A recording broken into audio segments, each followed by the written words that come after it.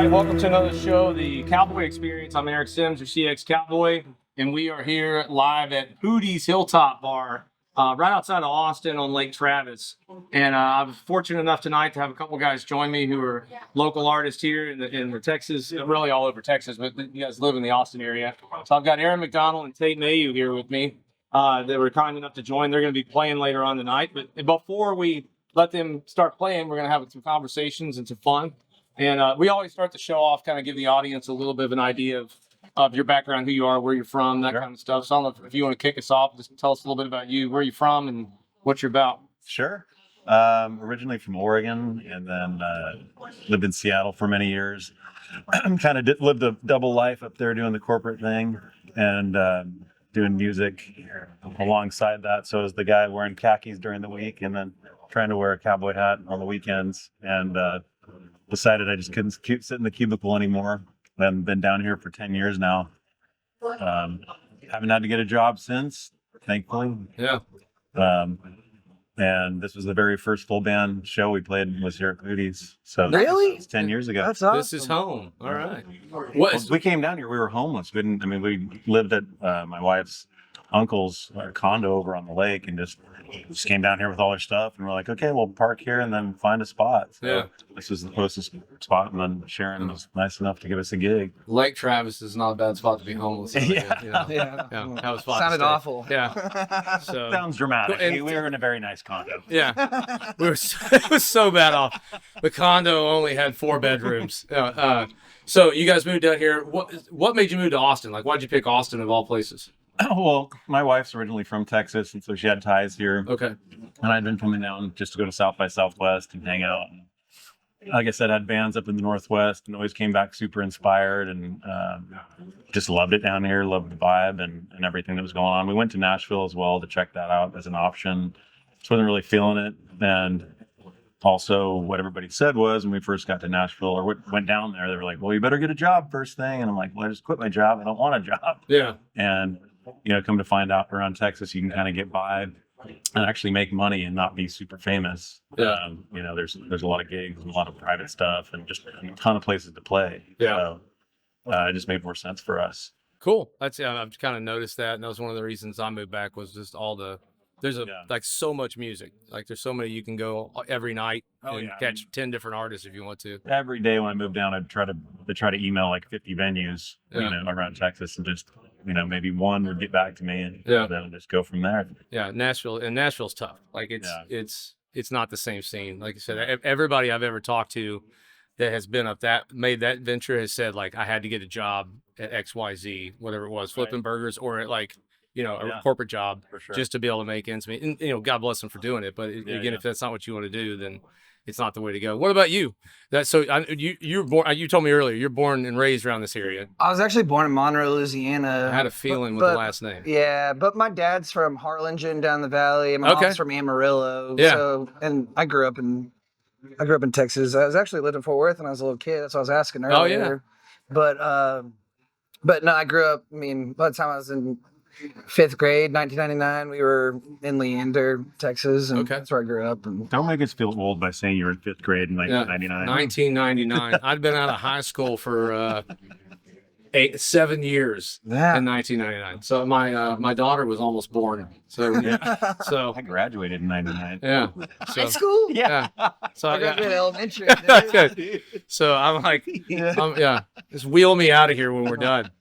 So cool. So and was music always a thing for you growing up, or was it something that came later? Well, we had music in church, and Dad sang. I grew up like Church of Christ, and there's no instruments, and Dad was one of the singers, and he picked guitar at night, and it was just kind of part of like the lifestyle. It was just like you play sports and do everything else. Like you need to learn how to play guitar and sing, and So, but when we moved to Austin, my dad's first office was at 5th and Lavaca in the Chase building, and his office looked down on Antone's. And so we, started going to see live music like pretty much from the minute we moved here. Yeah. So I grew up around it, man. And I started playing in bands by the time I was like 13, 14 years old. And yeah. So has it always been country, or did it start off something else and then it moved? I played in towards metal bands the first 5 or 6 years that I played. Actually, with the same guys that I still have the band with. Yeah. So you guys all migrated. Me and Broussard, we played in a metal band for 2 years before we started Mayeux and Broussard. Yeah. Nice. What about you? I always wanted it to be country. The layers are different up there. So it ended up being like kind of Americana. Okay. Some of the stuff was pretty rockin' too, and be like, Danny, my wife, she joined the band, and she's, like I said, from the Houston area, and she's like, you want to sing in this country band or whatever? And she's like, this is not a country band. I hate to break it to you, dude. Sorry to bust your bubble. You guys are emu. Yeah.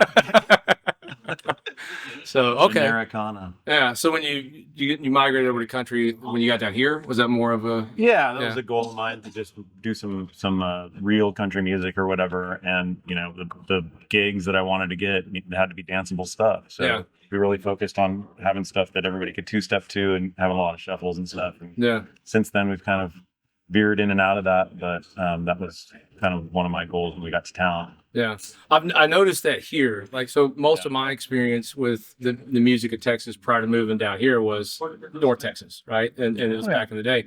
But the music stylist down here is a little bit different because there's so much more dance down here than there was up there. Up there, it was like Bubba two-step, and there was normally like 5 people that knew how to actually dance in the middle of the floor. Yeah. Everybody else was just drunk and trying not to bump into each other. Right. So you could get away with playing music up there that probably wasn't as geared towards dancing as down here. Yeah. At least to get the gigs, like you're saying. So how much has that influenced your songwriting? Like so much. Yeah. It's kind of like it's a curse and a great thing at the same time, because it's such a crucial part of the scene, the dancers and stuff, such a big support. But yeah, dude, like there's so many times I know we've talked about this like together, where it's like you start like writing a song and you're like, this is badass, but dancers aren't gonna like this, or especially if you do something like, you're playing like a 3/4 time, like a waltz, and then all of a sudden you want to go to like a 4/4, and like, it's like a dancer's nightmare, Right. Oh yeah, dude. So the first solo EP that I did, I recorded in Seattle, but I released it as we were moving down. And one of the songs was just that. It was it was like a kind of a train beat that went into like a hardcore like waltz on the choruses. We played it one night. And these people were literally screaming at me like, stop. And we're like, we're halfway through the song. I don't know what to do. I can't finish this before I never do it again. You want me to rewrite it while I'm doing it? Like, how do we change it on the fly? Well, I mean, I was like, of course, I'm learning how to dance now that I'm down here. Like, my wife and I are having to take lessons because I'm so intimidated. We went in, and then the first night we went out to watch All Hat, No Cadillac play. They were like a 90s cover. And we're like, let's go watch some 90s cover music. These guys are supposed to be good. Yeah. It happened to be the same night that there were like 5 different dance crews that showed up. And I'm like, watch it. They all walk in and they start dancing. And my buddy and I look at each other like, what the fuck? What's happening here? This place like 200 experts are like dancing with the stars. Like, we never even got on the floor. Like, we were like so intimidated. Yeah. And I was like, that's when I realized like the dance scene is so influential in this space, particularly, that it's actually influenced the music that's coming out of Austin, which is cool. Well, it's like this it's like a symbiotic relationship where they're such a huge support, I would say. Like, even when you're like standing on stage, like you see like 2 people who are like genuinely like in love and they're dancing and connecting over like your thing, like it really is cool, especially if it's like your parents or like you look out there and it's like, oh, your best friend and his wife or whatever. That is kind of like the best thing in the world, That's cool. Yeah. To be I didn't even think about that where part. I'm from, it's just hands in pockets, and that's what I do at the time of gigs. So like, I don't blame them, but now it's like we're kind of spoiled. Yeah. It's like, hey, let's get going. What are you guys doing? Yeah. What are you gonna play next? You gotta get moving. So as far as influences go, or for you guys, are there any particular artists that have influenced your music specifically? You want to go first? Danzig. I'll on the way here. Dude, my favorite singer growing up was Joe Cocker, and still is. I love him. He's the background on my phone, and I love JJ Cale. But I think when I was like 19,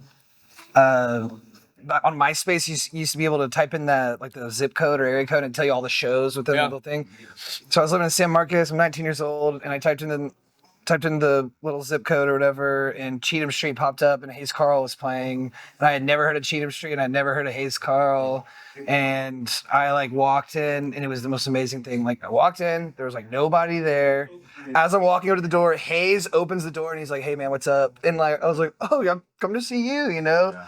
Came in, it's right there next to the train track. It's the old metal building, so the train starts going by, and like the building's shaking, and then like they came in and just ripped it up, and like within like 15 seconds of him starting, I was like, I'm gonna do this. Yeah. And I was 19. I'm 35 now, but I was 19, and just like the whole trajectory of my life changed. So that's cool. His music for sure, but just like I don't know. So Hayes was definitely a big part of it. That's awesome. But also I see my friends, dude, like Aaron and Catherine Legender. Well, dude, like I listen to like my friends' music more than like anything, you know, and it really is like very influential on me. Yeah. Yeah, that's cool. Totally. Well, Aaron's wife, Danny, I worked with her on a record and stuff, and I listen to that record all the time. Like I love Danny's voice, and so I'd say just as much as like all those greats that I just named.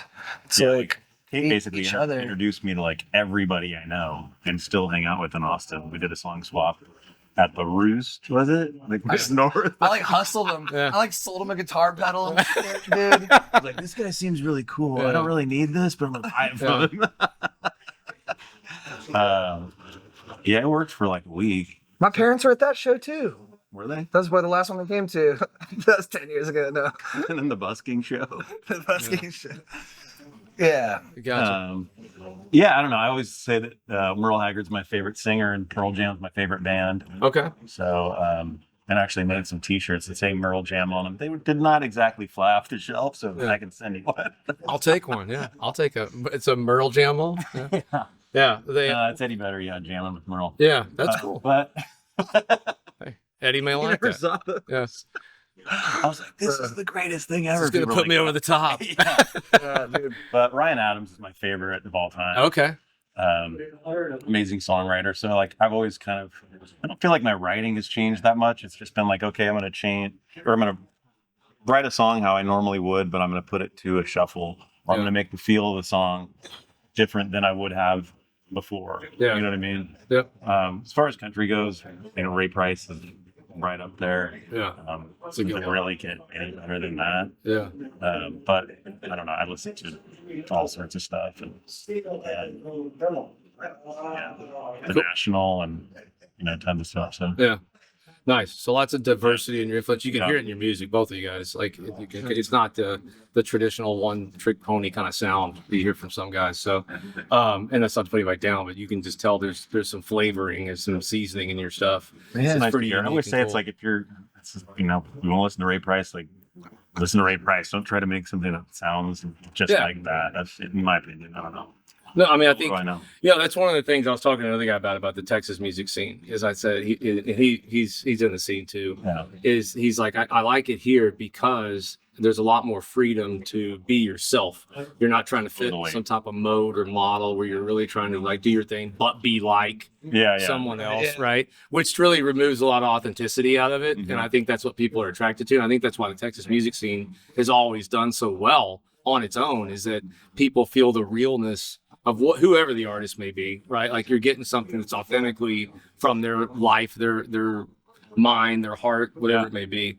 And the dancers are forgiving in that regard, I think, a lot. I mean, a White Horse is kind of a home base, and they'll pretty much dance to anything as long as it's got a straight beat and you're not changing it like we were talking about. Yeah. Makes fun. You guys ever jack with them and just switch stuff up on purpose? To like, what's this?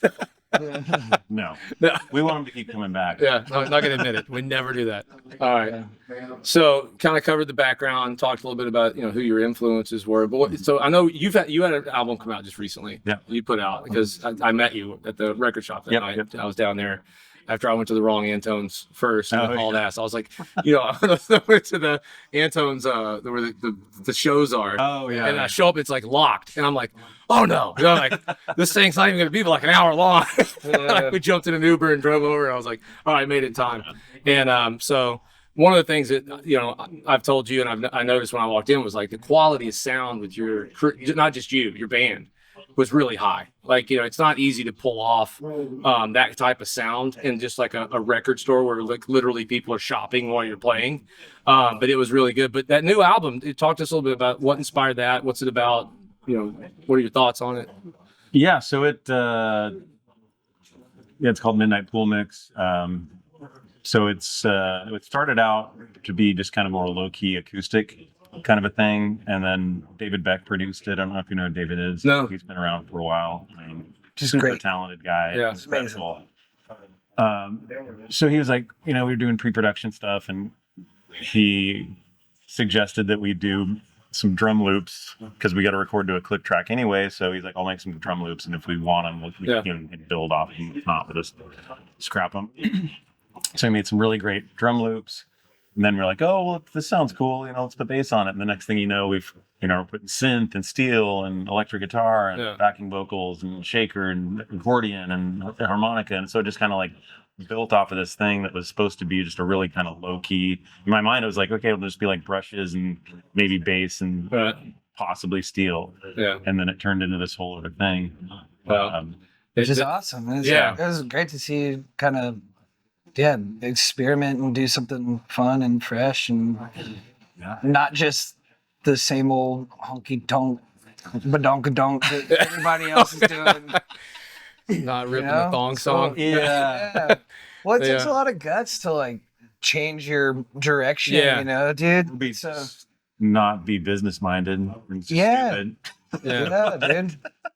Well, I was still getting a little just need to do something different. So it's different in a good way. Like, that's the thing that I've gone through the whole thing numerous times. And like, there's albums that like have good songs on them, and you can like go through and you're like, hey, that was a good album. Had a few good songs, a couple songs that were okay, and one or two I really like. But that thing's got like an experience with it when you just like play it. And I've told you, I texted you, I told you I texted you the other night, and I was like, dude, I'm not smoking cigars. Like, I've listened to this thing like 50 times in a row. Yeah. But there's a whole thing with this thing, and it is like a really chill kind of vibe that I don't know. It's such to me, it's an 80s feel. It's really got like this swanky. I don't know why it reminds me of this but whatever it is was that movie with Robert Downey Jr. Less Than Zero. The vibe. It's an old 80s movie. So it's kind of a dark movie. Yeah. But it's him and Andrew McCarthy, and they do this great peripheral Brat Pack movie.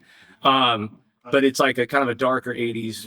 I mean, Spader's in it. All the guys are in it. But it's got some scenes where like you could, in my mind, I'm like, I could see this song playing as they're driving down the road or whatever it is, like California Coastline or whatever. Yeah. Like, it's just got some really cool tones to it and vibes to it. So I wanted to make something where you can just listen to it straight through. Like, it made sense to listen to it on vinyl. And last year I was listening to a ton of just instrumental, like Arc de Soleil and is it Krungbin? Is that how you say it? I don't know. But yeah. I know what you mean. But yeah, I'm not comparing it to that necessarily, but just like you just chill out to, you know, and it's like, it's not like a super rocking song and then it's a super mellow song. Yeah. It's just kind of, Well, mission accomplished. Like, it's good. And like I said, it's different. Like, it's a different style, which is cool. I still think it sounds country, but it's definitely got a different vibe to it within that, which I think is unique and special. So if anybody out there hadn't listened to it, go to iTunes or somewhere and download it, buy it, go to the store, buy it, get it, pick it up, listen to it over and over again. Appreciate that. So you got that came out. Yep. And then you had mentioned earlier, we were talking, I think you're getting ready to do, you're finished up recording or you're already so we recorded 3 live White Horse shows in the spring. So we're going to pick and choose kind of the best tracks of that, polish those up a little bit, and then do a Live at the White Horse album that'll come out in December, get a vinyl release party for their 11th anniversary weekend. Okay. It'll be sometime around December 11th or something like that. Yeah. And I may even get the White Horse logo tatted on. Nathan said they'd pay for it. Get it on. Really? Yeah. Oh, wow. Dude, I'll get one. That's dedication. Yeah. Going long term. Yeah. All right. Yeah. I see you got Johnny on there already, right? Yeah. Yeah. I have one little one, but that's not really hacking it. What is it? White Horse. Oh, You gotta get a whoa. big Where'd you get that? My birthday. They were just doing it in the bar. Yeah. Guy in the bathroom. Yeah. Free prison tats in the back stall. Hey, we gotta go. Just a minute. Just a minute. Yeah, almost done. So Tate, what about you? I know you've had some stuff come out, and then you. Yeah, we just had that single Derby King come out. Yeah. And Good one. yeah, it's yeah, I'm glad to finally get it out. And other than that, man, we're about to go back in the studio, and so yeah. Yeah. And we're about to celebrate 15 years of being a band. So Wow. it's not Wow, really? Yeah. not nothing. Yeah. Yeah. No, that's a big deal. Yeah, You know, dude. lots of It's music put crazy. out and hadn't killed each other. Right? Yeah, totally. So that's cool. So you got that out, and then I told you, I've been playing that Frackin' Bone song. Yeah, over and over again. yeah. I dig that song. And so when you're writing and stuff like that with some of your stuff, because you got it seems like a pretty creative mind. So I write all the time, man. Yeah, I was to say, like how do you? hundreds of songs that I just never do anything with. If we want some for your new record. Yeah, there you go. Share the wealth. Little collab. Yeah, dude. Yeah. But man, like process wise, did I pull a lot of like lines from movies and TV shows that, like, I don't know. Like I've been watching Will and Grace lately because Yeah. I never watched that, and like it's funny, man. There's so many little lines where I'm like, that sounds like a country song. Yeah.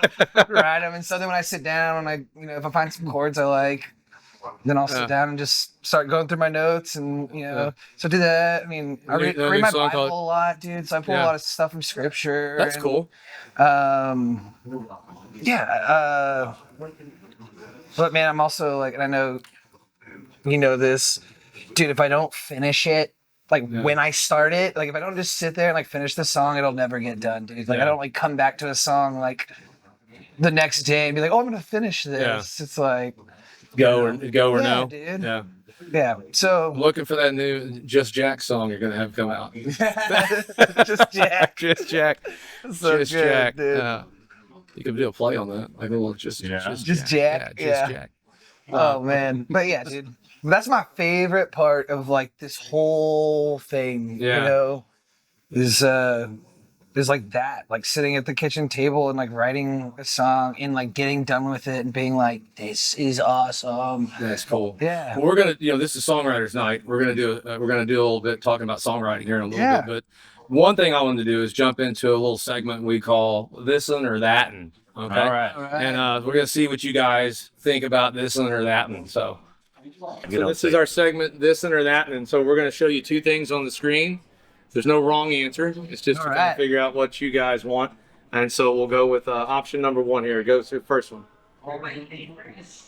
This'n or that'n. Oh, this in big time.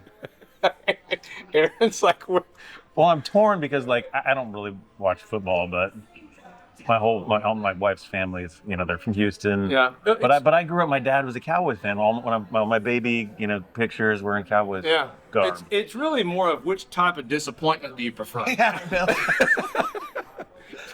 You like God, dude. It's God's team. Yeah. Yeah. There you go. why you like it. There you go. That's all right. So you got this and I can't make my mind. Let's see what the next one is. Yeah.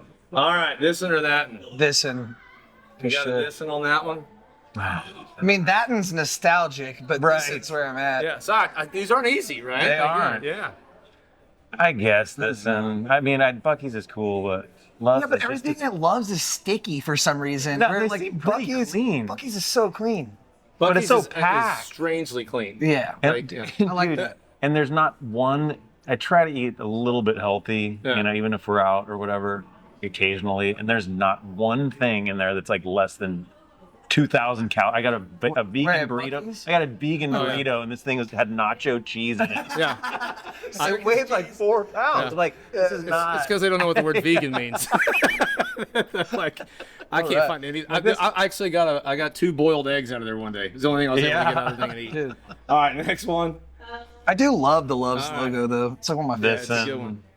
This You're this and Yeah. All right, so we're all on Dale's Preferably team. Lone Star Light, Yeah. but but Sorry. I love Shiner Blonde though. That's like one of my favorite beers, but that's Yeah. not up there. So All right, so we're gonna go with this. I'd say this one too. All right, here we go. Tough one. that and Latin.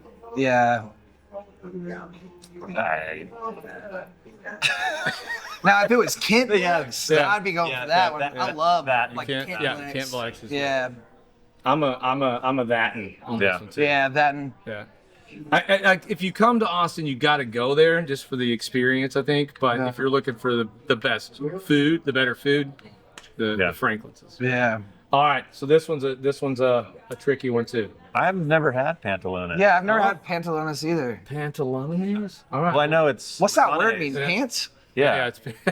It's only Spanish think word the idea McConaughey was knew. that- I don't know. Him and his wife were like, they lose their pants when they drink tequila. Yeah, That there was a story like Yeah. of when do we have our most fun? And it was like when our pants aren't on. Yeah, So yeah. it was like we're gonna call it pantalones. Ugh. So okay, so Sure. try it. I've not had it. My wife drinks it and says it's the best tequila she's had. It doesn't give her a hangover. She's like, it's super clean. Sweet. So, all right, this one or that one. We got street tacos or burgers. Tacos, that. Yeah. All right, I'm on to that one too. Next is this is you guys. I have no opinion here. Listen, Yeah, this and You're both acoustic guys. All right. I have some electrics, and then I've got a couple new ones, and I want to play them. I'm not good at it, but they look cool. And plus, I got to drag an amp around. Yeah. Just lazy. All right. This one it is. Here we go. Listen or that, and you got this and you're Yeah, it's got to be this, and that's a good year. yeah. It's like an 85. The 85 Camaro and an 85. Well, I always Ford. fancied myself as kind of like the Firebird cowboy guy because I had one in high school, but Yeah, I could if see I had a that. 69. I'd kill myself in that and if I had that. But that truck. Or what was like Randy Travis is just like naked, like, where like, they found In him the middle of the drunk street, and yeah. naked. Drunk and naked in the middle of the street. That would yeah. be me if I had that car. All right. That and All right. I'm a that and. That and for sure. I love this one, but I get more use out of that. Yeah.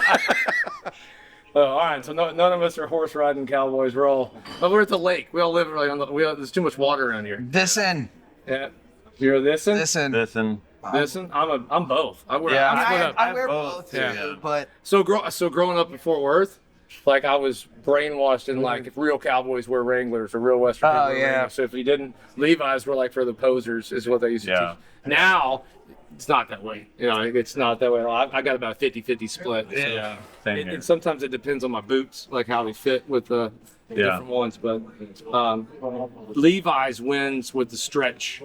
yeah, that's They got the better stretch. they're very forgiving. Yes. Very comfortable for us guys. I appreciate that. Yeah. Mr. Levi's. Yeah, and they Mr. Levi's done a better job than Mr. Wrangler. All right. That and oh, yeah.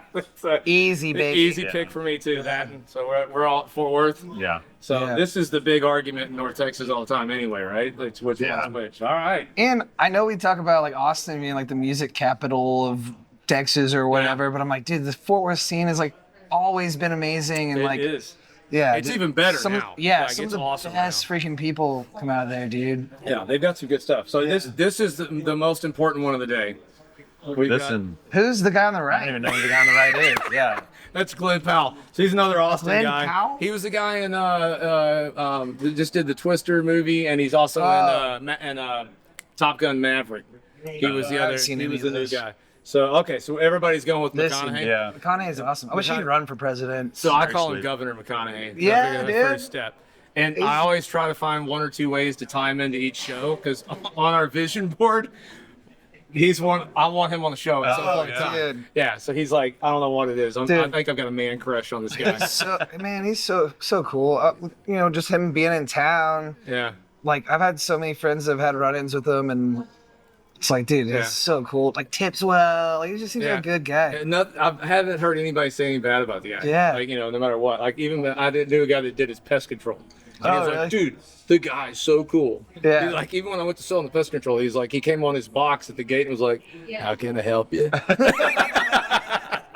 So, all right, awesome. cool. So you guys did good. That's good. So that's our very first segment of this and that, and you guys got to Yeah. do it the first time.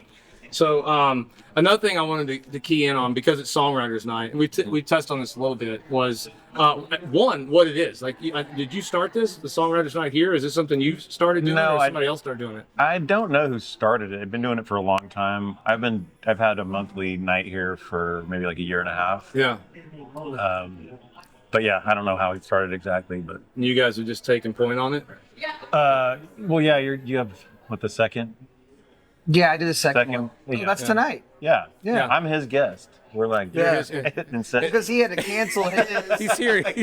He's here to do this. double dipping. Oh wait, that's tonight. Yeah, dude. It's the only gig that's 10 minutes from my house. My night. So you got Songwriters Night, and what is that here at Poodie's? Like, what does that mean? You guys, how do you guys handle that?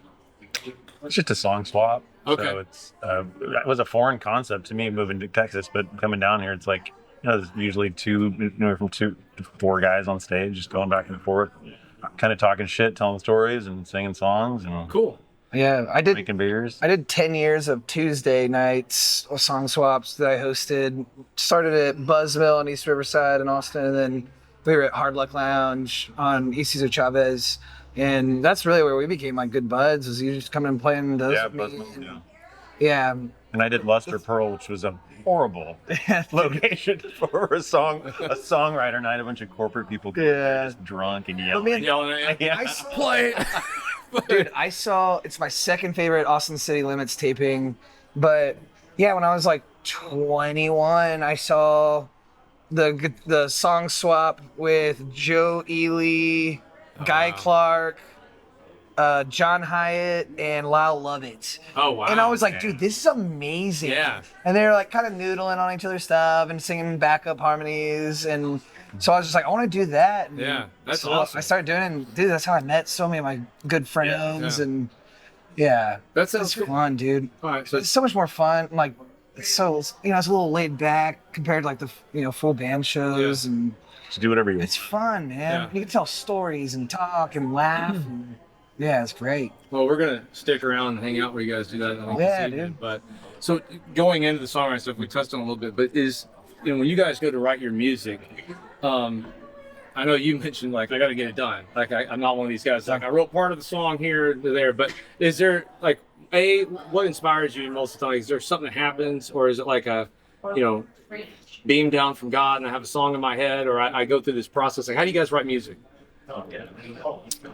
Well, you kind of talked about it a little bit, but I don't think I'm that far off. I just keep a notepad of like same thing. If I hear somebody say something cool, or if I think of something, I just have like line after line after line I can scroll through when I have an idea for a feel of a song or a chord progression or a lick or something. Then I can refer back to those as like a starting point, and then kind of go build from there. I don't mind setting a song down for a few days or a week and coming back to it, but I'm not one of these guys that like has to. I need to write a song, or I'm going to sit down and write a song today, or I need to write a song a day for a week and see, I'll pick Yeah, it's not like a scheduled. Yeah, I've never been able to do that. Like, I don't really write that much. I'll maybe write maybe 20 songs a year, and But still, when I really still feel like I have something decent, Yeah. and rarely is it about something particular. It's maybe more a feeling or a vibe overall. And a lot of them, you can kind of take what you want from them. Yeah. Cool. Yeah. What about you? Yeah, I mean, kind of what I was saying earlier, as far as just like, you had the movies and books, and you had the Bible, and and just rhymes. Like a lot of times. Hang around old Texas dudes and just steal their lines. Listen to all those singers. Yeah. Dude, You're about as useful as a pocket on a shirt. That's a good. I was watching. You mentioned Spader earlier, and dude, I love that dumb. Sorry, it's not dumb. It's great. But the Blacklist. Oh, yeah. With him, I Yeah. forget his character's name, but dude, I pulled so much stuff. But like the other night, there's a song I've been working on called No Tell Motel. Yeah. Because Spader's character, he's like, oh yeah, she's staying at a no-tell motel, and I was like, that's cool, So I think it's just like little things like that, as far as, also rhymes. Man, my like best friend as far as like writing songs is rhymezone.com. Nice. Don't give that away. Rhymezone.com. That's where it all comes No, from. it's really helpful. Yeah. So all your aspiring songwriters out go there, to Rhyme get Zone. one line, and then you can just rhyme zone it out Rhyme from there. zone it out. Make sure you put in my key code. Tate Mayeux 1100, and you'll get 20% off. There you go. That's interesting. So because I when you guys are describing that, so I do a little bit of public speaking and things like that, and some other venues. I steal from country music and rip Yeah. stuff that I like, one-liners that I like. Yeah. and use them over there. Yeah. Like I'm saying, people are always like, "Oh, that was really witty. How'd you come up with that?" You know, or whatever. Yeah. It's like whatever. You know, like, but it's kind of interesting. Same process. Like it's just you hear things and they register with you, and they're like, "Okay, that's different. It gives me a different feeling." So, what's the favorite song you've ever written of your own? Like song you've written for yourself? Dude, no one's ever asked me that. That's crazy. Holy. Well, it's either because it's a really shitty question. No, Or I it's a think good it question. just changes for me Yeah. because I could say like what other people would be their favorite song, but like mine changes based on because I like to play the new stuff, you know, it's fresh for me, and that's always as an audience member, a lot of times you're like, oh God, he's playing his new record, like we want to hear the hits, you know. Not that I have any. If you were at let's say you were at a concert where the guy had hits. Yeah, but you've got a pretty strong following in Austin. Like you have people that come around the city, they know your music when they come to see you play. So they know what they expect. So I get the part where it's like, hey, there's an expectation of, hey, I came here because I want to dance, hang out, listen to Aaron, and I want to hear these songs. And you get to the point where you've written so many songs, you're not going to play them all night. So it's not mathematically impossible. I'm really glad that I wrote Hill Country Saturday Night. That's People really like that song. That's a good one. And it's just kind of based on this place. Yeah. So, What's the traveling song? That's my favorite song of yours. Traveling? The dan, dan, dan, dan. Oh, Born to Leave. Born to Leave. Born to Leave.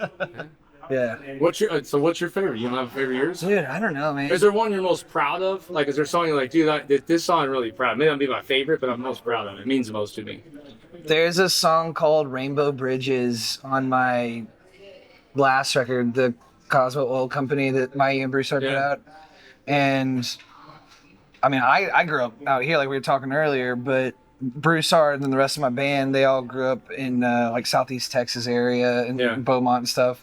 And I made a bunch of friends out there. So that song is kind of like paints a picture of the landscape of like the lifestyle out there. Yeah. And it really pays tribute to like a guy, one of our buddies. And so I, like when I listen to that song, like, I get real proud of it and stuff like that. Yeah. We've never played it live. It's just, I don't know, it's kind of just something for me. Yeah. I hate waltzes, so I don't do them live. I'll record them, but I don't know. Yeah. They're boring to me, like live. Well, so we got the next thing we got is, since we're doing songwriting, and one of the things that I thought was interesting out there, because you brought up one of them, you brought the .com up that you can go through rhymes, but there's literally AI that writes music now, right? And you've got all these arguments about it, but I don't want to get into that part because I don't give a shit. But the part that is funny is like, can you tell the difference? Like, how good is the AI writing? 'Cause I can tell it to make a picture, and it comes back sometimes. And the guy's got a 9-foot neck and a smudgy eye on the thing. So it's like, all right, Will Smith eating spaghetti. Yeah. Oh yeah, that one. It's like, It's getting better. It's So- learning. So we got a segment called "That AI Ain't Country." That's good. I like I that. ain't country, and the goal here is we're gonna put a part of a song or a lyric up, and your job. No, we're not going to hear it. Just the lyric. No, you don't have to hear. Okay. Yeah, so it's just the lyric, and you got to guess: is that written by AI or is that an actual? And I will say that all these are country, so we didn't throw anything else in but country music. So. Okay. We'll get you, Aaron. You go first with this one. Do I have to read it out loud? I can read it. I've been working like a regular dog to keep my woman and the lights and the water and the phone turned on. AI. Do I guess too? You can guess. What do you think? I think that's going to be real. You got it. And the answer is, it's David Allan Coe. Okay. Yeah. That's real. I feel like I recognized it. It's harder when you don't hear it. But What song is it? That's Time Off for Bad Behavior. Yeah. Oh, dude, that's Then He doesn't say regular dog, does he? Yeah. dude. Really? Yeah. Because I What's his name? Been up since dawn, till the break Keith of dawn. Whitley's nephew cut that song too. Yeah. You ever heard that? Uh-uh. Man, he said, "I'll send You have to you go check it out. Yeah. So anyway, that's the first one. Next one. You got that come hither look. Like lust eating a saltine cracker, and I saw you in the neon light, and I thought you were a movie actor. AI. I'm gonna go AI. And you're both wrong. That is Ray Wiley Hubbard. Hubbard. That one's called Drink Till I See Double. What record is that on? That's on one of his duet stills with I think it's Paula Nelson. that does it. Co-stars? Yeah, co-stars. Yeah. Yeah. And but it's that the lyrics of that song are fantastic. If you get a chance to look them Clearly, up. we're students. It starts like you got that come hither look. Or no, it's like something about I knew you were classy when I saw your Reba McEntire tattoo. That's how the song starts. So, all right, next one. Barbed wire dreams and a heart full of rebel pride, singing up against the wall till the day I die. Well, I can't. You're not going to do three real ones in a row. It's possible. I made those the curveball. See, and then like Yeah, I'm gonna go knew you were AI. gonna think. I'm gonna go AI. I knew you were gonna think it was AI. Yeah, AI. All right, that is Aaron McDonnell. I'm just kidding. That's so funny. No, that one's AI. That one's AI. I didn't know I wrote that. Barbed wire dreams. Yep, that's on that new White Horse Live album. Tell your brother Cliff, whose fist can tell my lip, he never really liked me anyway. That's real. Yeah, that's gotta be real. That is real. That is Billy Ray Cyrus, Achy Breaky Heart. Oh. I lied. I said they were all country songs. Oh yeah. That's, all right, cool. What's the next one? I keep riding tall, feel like it's last call, so I'll throw a few back and talk a little smack. That's Toby Keith. Toby Keith is your guess? I don't know. It's not very good though. Is that why you said Toby? It's not very good. It could be Luke Bryan. No, I'm just kidding. What, it's AI? It's AI. Okay. Yeah, that one's AI. Oh, I just Toby Keith has that. It sounds Toby Keith-ish. He says talk a little smack in one of the. Yeah, it's definitely got a little Toby Keith-ish sound to it. It may have channeled its inner Toby. All right, so honky tonk angels and a devil's grin on my face, thinking you'll never leave this place.